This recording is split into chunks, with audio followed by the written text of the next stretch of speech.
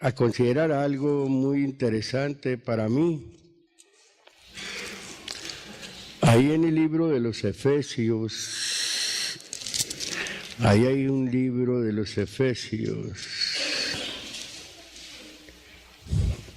amuletos, eso significa los Efesios, amuletos, no sé por qué le pondrían así, amuletos, pero ahí está, capítulo número 4. Vamos a tratar de entender esto. Dice el versículo número 11. Voy a hablar, ¿verdad?, del trabajo que hacen, ¿verdad?, los hombres de Dios. O sea, los diferentes ministerios o los diferentes servicios, ¿verdad? Y cómo se alcanzan esos ministerios, esos servicios, ¿verdad? Como en un gobierno secular. Hay un presidente, pero también hay en nuestro país hay un Senado, ¿verdad? Los senadores, ellos, ¿verdad?, son los que efectúan, ¿verdad?, o manejan el país, dictan las leyes, ¿verdad?, y tratan de tener una constitución lo más legal, aunque no lo hagan, pero es una constitución para un país. Y quiero hablar un poco del ministerio de Dios. Dice el versículo número 11, dice, 4:11 dice, y él mismo dio unos ciertamente apóstoles, coma, punto y coma, y otros, coma, profetas, punto y coma, y otros, coma, evangelistas, punto y coma, y otros, vuelve a poner otra coma, y luego pone pastores y doctores. Quiero mencionar, ¿verdad? Dice que él mismo dio, o sea, él mismo presentó, él mismo propuso, está hablando de Dios. Propuso unos para qué, para apóstoles, otros para profetas, otros para evangelistas y otros para pastores y doctores, o sea, instructores, que es lo mismo. Un doctor es un instructor. Y luego dice, ¿con qué propósito? El versículo número 12 dice, para perfección de los santos. Me voy a ir deteniendo poco a poco. Cuando dice ahí, para perfección de los santos, la palabra perfección es para capacitación de los santos, para equipación, para equipar a los santos. ¿Quiénes son los santos? Una persona que se aparta del pecado para servir a Dios. No viene siendo un cuadro con una imagen, no, esa es una imagen, pero un santo es una persona que se aparta del pecado para servir a Dios. Y para eso fueron dados estos servicios o estos ministerios, para que sean equipados, para que sean capacitadas aquellas personas que se han apartado del pecado para servir a Dios. Para que estemos conscientes, hermano, de lo que es servir al Señor.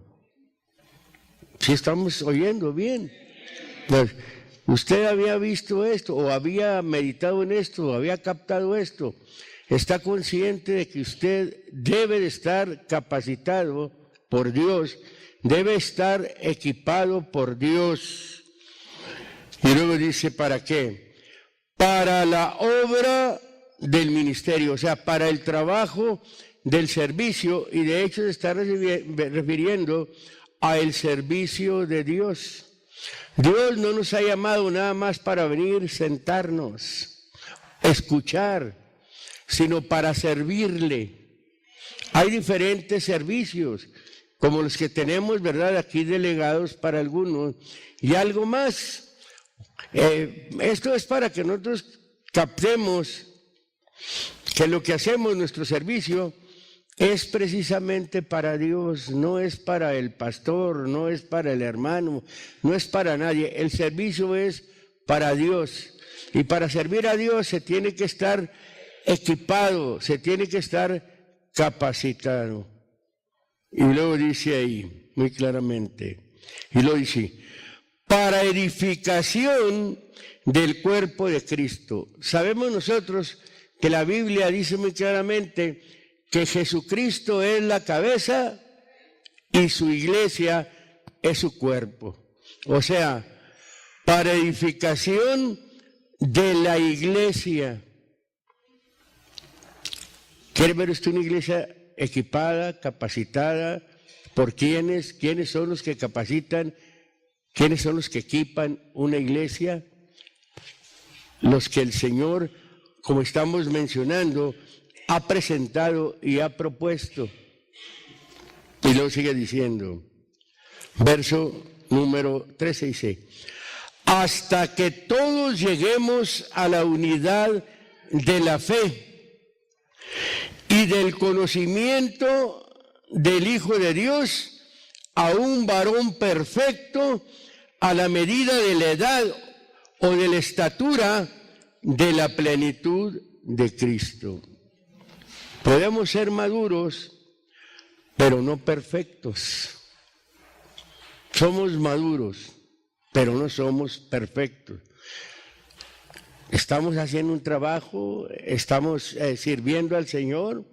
La perfección nuestra va a venir, ¿verdad?, hasta que no aparezca el Señor. Así es que por lo pronto tenemos un trabajo que hacer. Equipar a los santos. Y usted prestarse para ser equipado por un ministerio. Para ser, ¿verdad?, como estamos mencionando, capacitado para el servicio de Dios. ¡Qué bonito! Ahora, ahorita vamos a ver que esto es un oficio. Nosotros, como muchas de las veces se entiende que el trabajo de un pastor, ¿verdad?, sobre todo para hacer el trabajo, puede ir a un seminario teológico a aprender, y luego cuando termina, ¿verdad?, sus estudios teológicos, enseguida le entregan una iglesia. Sin ninguna experiencia, sino con pura letra, con pura enseñanza en su mente, pero sin ninguna experiencia. Porque en el oficio es lo que se manifiesta, se aprende por medio de la experiencia. Porque a un oficio, fíjese, yo veía esto que viene siendo una profesión mecánica o manual. Y viene siendo habilidad que se adquiere por el ejercicio habitual. Lo del Señor es un oficio, porque lo vamos a ver. ¿Por qué cree que el Señor capacita? Aunque no sean las personas de mucho estudio, de mucha letra, es una capacidad, pero que viene de parte de Dios. Se lo voy a mostrar, ahorita le seguimos. En el libro de los Hechos, en el capítulo número 1,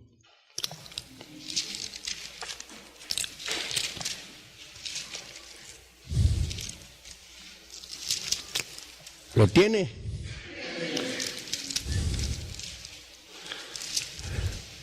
Tenemos que tener habilidad para manejar, ¿verdad?, esta Constitución. Dice el versículo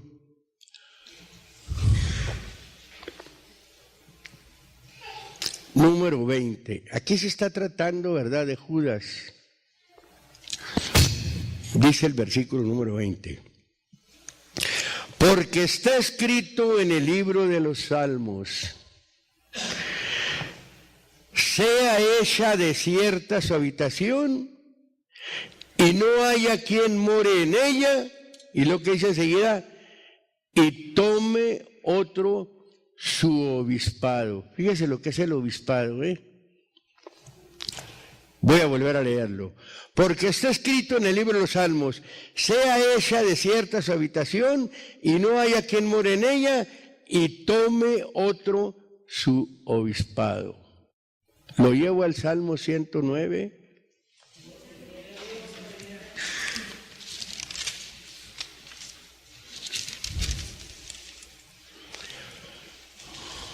Versículo número 8. Esta es una profecía que se cumplió en Judas Iscariote. Dice el versículo número 8, dice.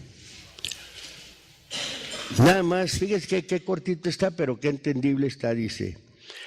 Sean sus días pocos y tome otro, ¿qué dice ahí? Su oficio, dice en mi Biblia. Un oficio o un obispado es un oficio. Es algo, ¿verdad?, como una profesión mecánica o manual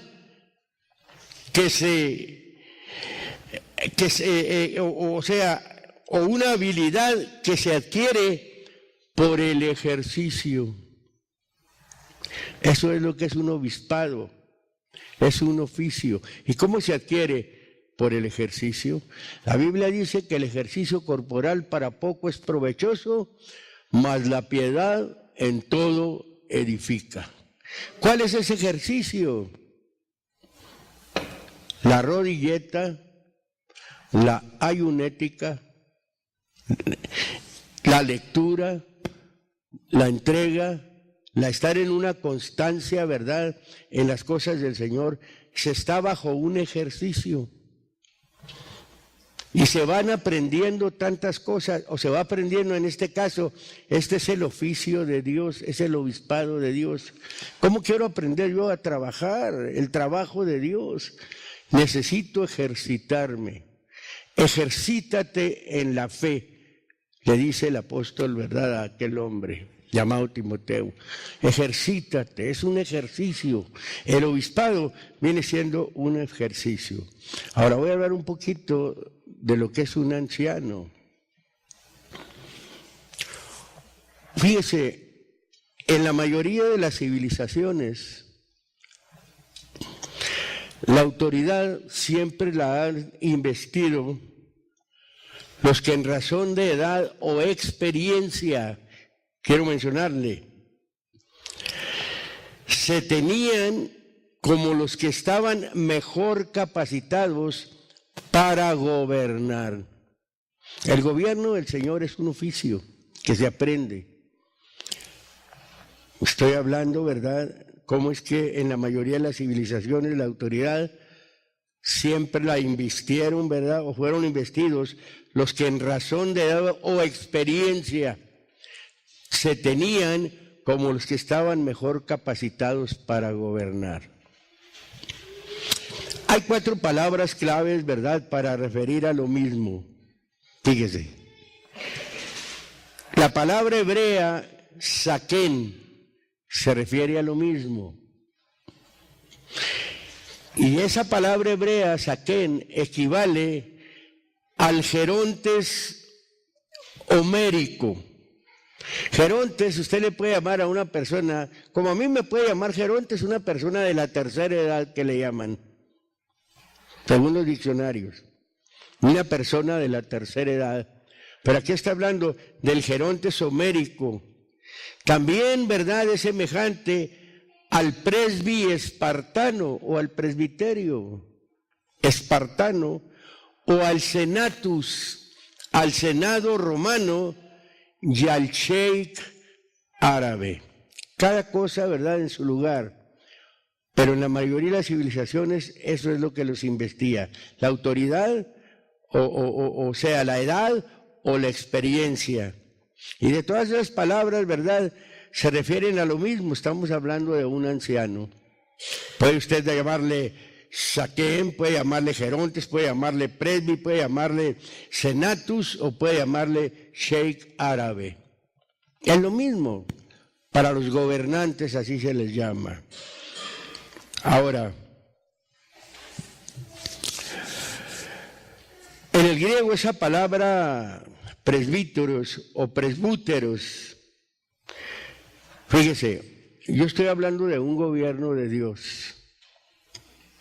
Estoy comparando con esto para que, como hay gobiernos para diferentes, podemos decir, civilizaciones, para diferentes trabajos que se hacen para diferentes territorios, así hay un gobierno de Dios. Pero el gobierno de Dios no se puede comparar, ¿verdad?, con el gobierno que puede haber, como decía yo el hebreo Saquem, nosotros como ya viejos, ya de edad, ¿verdad?, se nos puede llamar también Saquem, pero para hacer nuestro gobierno con nuestra familia, vaya. Pero en el gobierno de Dios es muy diferente, o les llama presbíteros o les llama obispos. Y no estoy hablando, ¿verdad?, que porque alguien sea obispo es más que un pastor. No hay una jerarquía. Por eso quiero mencionarle esto, ¿verdad?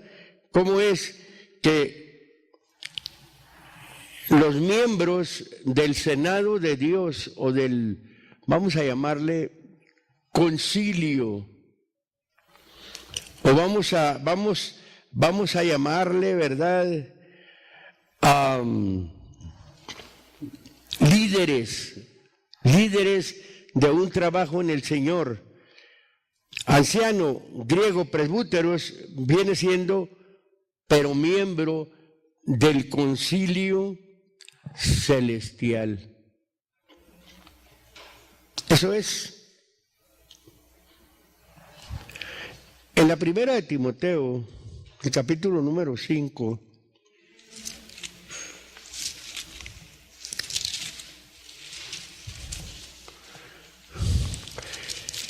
es que como iglesia debemos de entender esto. No es difícil entenderlo, difícil si no se nos explica, ¿verdad?, si no se nos dice, porque no vamos a respetar o no vamos a hacer conciencia del trabajo de Dios en alguien, o alguien no va a hacer conciencia del trabajo que debe hacer con un grupo. Dice el versículo número 17, 5:17, dice, diré, los ancianos que gobiernan bien, o los presbúteros. Y ahí aparece una referencia, ¿verdad?, que me llevaba a buscar una raíz etimológica de la palabra presbúteros. Su significado es precisamente concilio celestial, o reunión de ancianos, pero no de esta tierra, sino un concilio celestial. ¿Por qué? Porque manejan las cosas de Dios, manejan lo espiritual. Por eso en una ocasión dijo el apóstol Pablo, os es cosa provechosa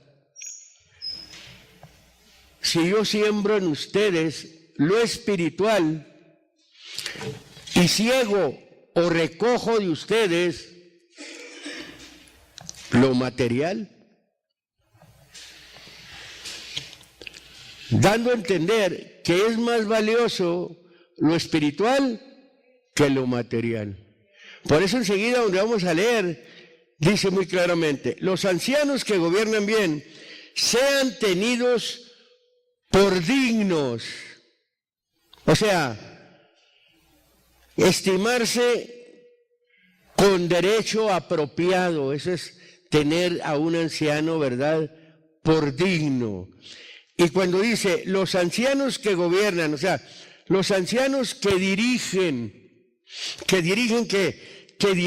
bien, sean tenidos por dignos de doblada honra, y lo dice, mayormente los que trabajan en predicar y enseñar. Pues puede ser un anciano, y aunque no sea un predicador, no sea un enseñador, nomás que sepa hacer el trabajo. Pero mayormente es el que trabaja en predicar esto y en enseñarlo. Y ahí está refiriéndose a esos ancianos como parte del concilio celestial. Esto no es cualquier cosa para considerar, ¿verdad?, un oficio de estos, vaya. Tener, ¿verdad?, el privilegio de ser elegido de Dios para manejar un trabajo de Dios, para manejar una congregación, enfocarse en hacer un trabajo, porque lo hace para Dios. Y lo dice, porque la Escritura dice, no embozarás al buey que trilla, y digno es el obrero de su jornal o de su salario. No embozarlo. Anteriormente traían a los bueyes trillando, pisando el trigo, y luego, para que no se lo comieran, les ponían un bozal. Y hay gente que sí embozala al buey, o al pastor, en este caso, que es el que trilla. Hablando, ¿verdad?, viendo la cosa simbólicamente, agarra a un ministro como un buey que trilla. Trillar es hacer el trabajo, y digno es el obrero de su jornal. Los que estaban conscientes no lo embozalaban, andaba el buey trillando, ¿verdad?, con la piedra, ponían una piedra y el buey jalaba y trillaba o pisoteaba, y tenía ganas de comer o tenía hambre y comía. De ahí del mismo trigo, de ahí mismo comía. Y lo sigue diciendo. Contra el anciano no recibas acusación, sino con 2 o 3 testigos. Como hay gente que acusa a veces al anciano y ni testigos tiene. Antes trata de hacer bando para acusarlo. Y luego dice, te requiero delante de Dios, a los que pecaren, a esos ancianos, repréndelos delante de todos para que los otros también teman, para que los otros ancianos también teman. Y lo dice, te requiero delante de Dios y del Señor Jesucristo y de sus ángeles escogidos, que guardes estas cosas sin perjuicio de nadie, que nada hagas inclinándote a una parte. Y luego dice lo que dice el 22. No impongas de ligero las manos a ninguno, ni comuniques o ni participes con pecados ajenos, consérvate en limpieza. No imponer las manos o reconocer a alguien como un anciano en sentido amistoso, porque me cae bien, porque es mi hijo, porque es mi primo, porque es mi pariente. No, aquí no se trata de eso. Aquí no hay parentescos, aquí no hay, no, porque el anciano es algo, tiene una autoridad, o sea, que está constituida por Dios, porque Dios es el que selecciona, Dios es el que elige, Dios es el que propone. Por eso menciona ahí y dice así. En la primera de Pedro, capítulo número 5,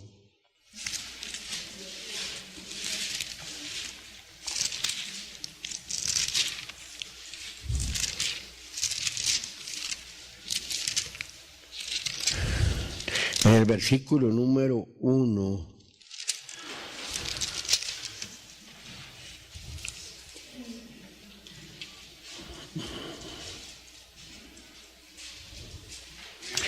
Fíjese cómo dice aquí este hombre, los escritos estos conviene buscar las raíces para poder entender las posiciones, que no nada más porque anciano, nada más por ser anciano, no. No vamos a llamarle jerarquías, hay niveles por el esfuerzo, por el aprendizaje del oficio, se van alcanzando, por eso menciona el verso 1, dice, ruego a los ancianos que están entre vosotros, y lo dice, yo anciano también con ellos. Ahí aparece una palabra, coanciano, compañero, coanciano también con ellos, dice, y testigo de las aflicciones de Cristo, que soy también participante de la gloria que ha de ser revelada. Y luego les dice, apacentad la grey de Dios. Apacentar es alimentar, darle el alimento. La grey de Dios vienen siendo los hermanos, las personas que han venido al Señor. Esa es la grey de Dios. Y luego dice, dice, que está entre vosotros, teniendo cuidado de ella, no por fuerza, sino voluntariamente, no por ganancia deshonesta, sino de un ánimo pronto, no por fuerza. Fíjese cómo menciona, teniendo cuidado de ella. A veces se quiere tener cuidado de la grey y la grey respinga. Uy, ya me trae, uy, me exige y se tiene cuidado cuando se le está diciendo, por favor, no falte tanto, responda con los compromisos que usted ha adquirido, provocándoles a que sirvan a Dios. Ese es tener el cuidado, no dejarlos que se vistan como quieran, que caminen como quieran, que hagan lo que quieran. Para eso está este libro, esta es la Constitución de Dios. Hemos aceptado nosotros de corazón, ¿verdad?, a esta forma de doctrina. Y lo que se nos habla y se nos dice, no se nos hace a fuerza. A veces nosotros hacemos los trabajos de Dios a fuerza. O no nos prestamos para lo de Dios. Venimos cuando queremos, llegamos a la hora que queremos, ¿verdad? Respondemos cuando queremos responder, cuando no. Para todo, no. Hemos agarrado un compromiso con Dios, hemos aceptado el servicio de Dios. Ahora, más cuando aceptamos ser parte del ministerio o ser parte del gobierno de la iglesia, como por ejemplo, o ser un diácono, una ayuda al ministerio, o ser un ministro, o ser un pastor. Este es un trabajo de responsabilidad. Y el gobernar bien es hablar conforme a lo que está aquí. Por eso menciona y dice,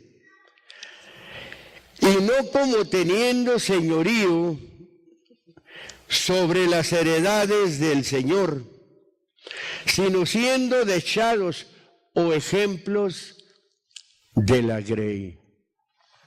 ¿En qué forma se puede ser ejemplo, hermano? ¿En qué?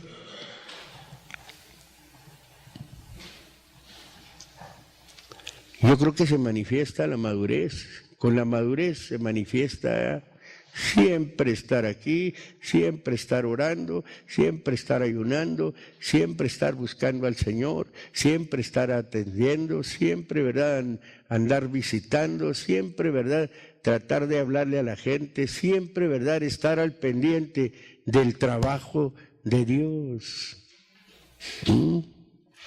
Pablo dijo en una ocasión, sean imitadores de mí, dijo, así como yo de Cristo. Entonces, un ministro está para que le sea imitado, no en mímicas, no querer ser como es otro, no, sea como usted es, suéltese como usted es, haga el trabajo para el Señor y el Señor le va a indicar cómo debe de hacerlo. Por eso menciona, dice, y cuando apareciere el príncipe o el jefe de los pastores, ustedes recibirán la corona incorruptible de gloria. Gloria al Señor. No una corona de oro material, no. Una corona. ¿Cuál es esa? Y por fin, la vida eterna. Esa es la corona, ¿verdad?, que Dios nos tiene a nosotros. En el libro de los Hechos, capítulo número 20, por eso me gusta a mí que me suelten el lugar a la mera hora. Tenemos un programa, ¿verdad?, que debemos de respetar. Empezamos a tal hora y a tal hora entregamos para poder terminar a tal hora. Qué bonito es respetar el trabajo, ¿verdad? Nosotros en el trabajo no nos quedamos horas, que pase la hora, ¿verdad?, porque sabemos que es hora de salida, o sabemos que tenemos que hacer algo a esa hora, pero es allá en el trabajo. Aquí debemos de hacer lo mismo, es un trabajo, ¿verdad?, a la mera hora, y a la mera hora pasar las cosas para poder terminar a buena hora. Capítulo número 20.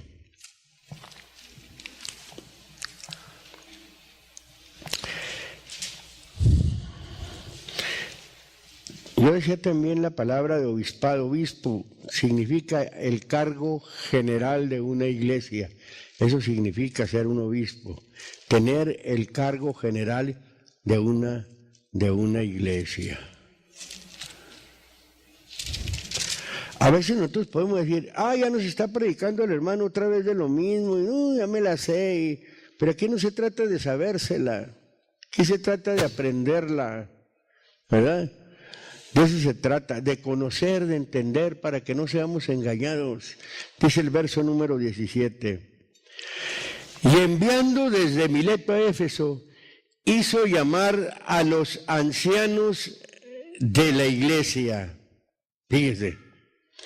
Y cuando vinieron a él les dijo, ustedes saben cómo desde el primer día que entré en Asia he estado con ustedes por todo tiempo, sirviendo al Señor con toda humildad y con muchas lágrimas y tentaciones que me han venido por las acechanzas de los judíos o por las pruebas.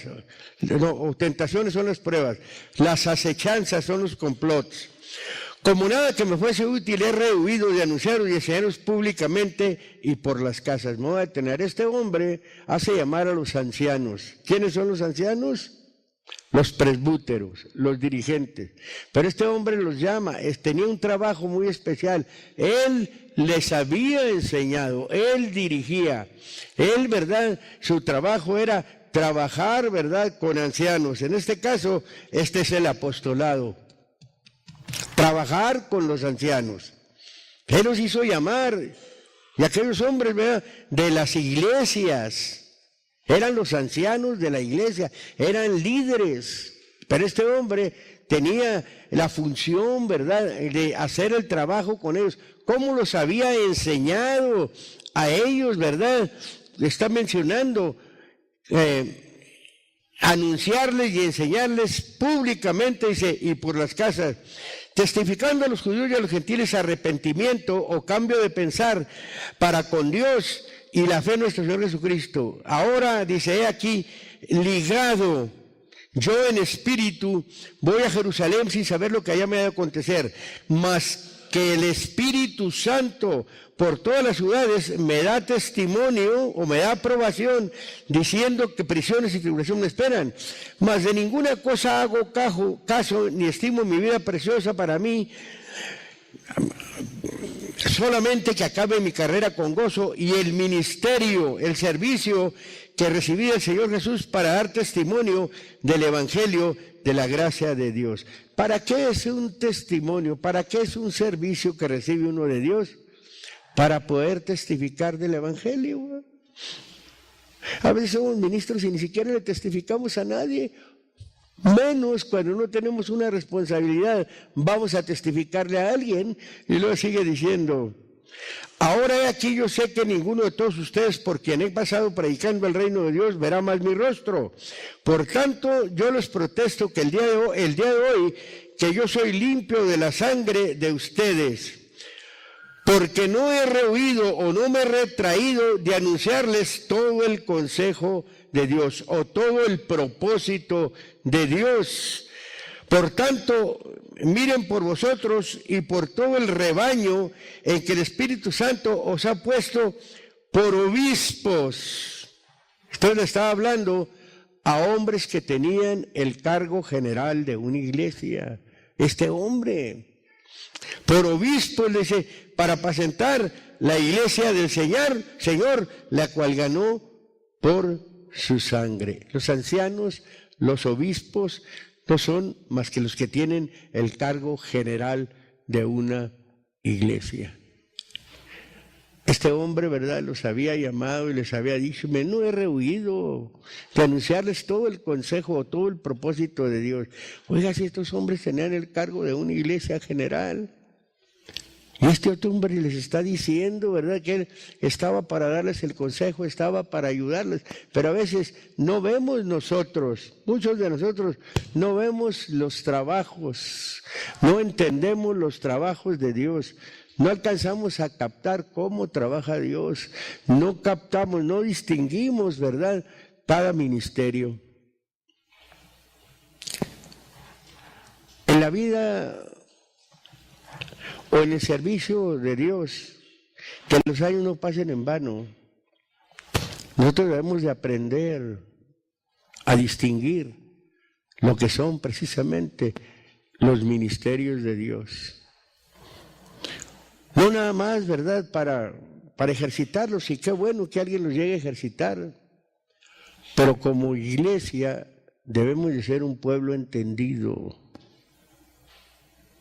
para poder conocer un gobierno. Así como conocemos un gobierno y respetamos un gobierno secular, ¿verdad?, que tenemos de nuestro país, de nuestro estado, de nuestra localidad como ciudad, ¿verdad?, y gobiernos en los trabajos. Así hay un gobierno de Dios y la prioridad para nosotros es el gobierno de Dios, porque es el que nos ha traído felicidad, es el que ha cambiado nuestras vidas, ¿verdad? Es el que nos tiene, ¿verdad?, en un estado, ¿verdad?, de que nuestra conciencia está limpia. Nuestro levantar, nuestro sentarme, nuestro entrar, nuestro salir, es en una vida de paz. Y esto ha venido precisamente porque hemos conocido al Señor. El Señor ha tenido misericordia de nosotros. Por eso no debemos de ser unos ignorantes. Para poder disfrutar con conciencia lo que hemos entendido, lo que hemos aprendido, lo que estamos viviendo, ¿verdad?, y lo que buscamos, y para poder estarlo haciendo, porque sabemos que en ese ejercicio nosotros siempre vamos a estar en un estado de felicidad. Van a venir problemas, van a venir cuestiones, van a venir cosas a nuestra vida, pero gracias a Dios, porque tenemos, ¿verdad?, quién está al cargo de nuestra vida espiritual. Y a veces ni nosotros nos amamos a nosotros mismos. Permitimos, ¿verdad?, que nuestra vida, ¿verdad?, se olvide del Señor, que no echemos mano del Señor, nada más cuando tenemos un problema. Ay, Diosito, ay, Señor, cuando tenemos una cuestión, que siempre estemos, ¿verdad?, en comunión y en comunicación con nuestro Dios y relacionándonos. Por eso el salmo que se leía, el Salmo 1, el Señor es mi pastor, nada me faltará. En lugares de delicados pastos me pastoreará. Confortará mi alma, guiaráme por senda de justicia. Y lo dice que en medio de aguas de paz. Hablando simbólicamente lo podemos aplicar, ¿verdad? Nada nos falta. Junto a aguas de reposo. Aguas significa las gentes. Las aguas que has visto donde la ramera se sienta son pueblos, naciones, muchedumbres y lenguas. Las aguas representan a la gente. junto a aguas de reposo. Reposo significa paz. ¿Nuestro medio cuál es? ¿Cuál es mi medio? Al menos yo mi medio, yo tengo mi familia, tengo mis hermanos, tengo mis tíos, tengo mis primos. Ellos no buscan a Dios. Y todo mi ambiente, toda mi relación es con ustedes. Junto a esas aguas de reposo, ustedes son esas gentes de paz. Y yo las busco a ustedes. Porque ustedes, en lugar de desearme un daño, ¿verdad?, desean lo mejor para mí. Porque si yo deseo lo mejor para ustedes, yo no hay un día en que no ore por ustedes. Ustedes igualmente, yo creo que no hay un día, no lo digo de todos, pero que oren por mí, que oren por mi familia. Somos gente de paz. Es nuestro medio. ¿Para qué nos zafamos de aquí? O sea, de este ambiente de paz. Pues para eso son precisamente esos ministerios, para capacitación de los santos, para la obra del ministerio. Yo le invito, ¿qué le parece? Me gusta invitar. Quiero orar por usted para que Dios le bendiga mucho y Dios le guarde.